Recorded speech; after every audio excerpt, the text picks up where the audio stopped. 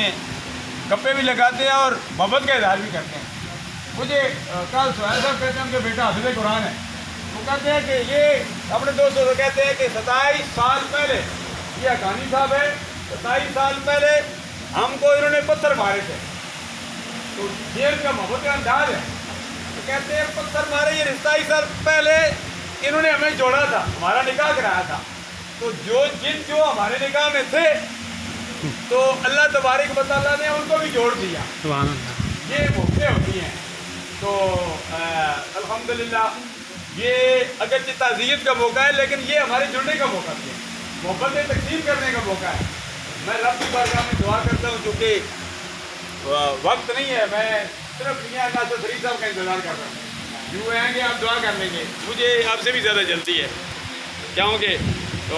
ہر بندے کو جلدی ہوتی ہے، تو جلدی میں ہم پتہ ہی نہیں چلتا، ہماری جلدی ہو جاتی ہے، ہماری روح بھی نکل جاتی ہے اور نکل جانی ہے،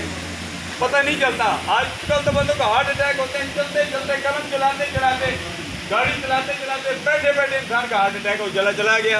آج 11 بجے نماز جنازہ میں جنازے پر یہ بیان کر رہا تھا، 24 گھنٹوں میں 2.25 لاکھ انسان دنیا سے جا رہے ہیں، یہ کافر بھی ہے مسلمان ہے،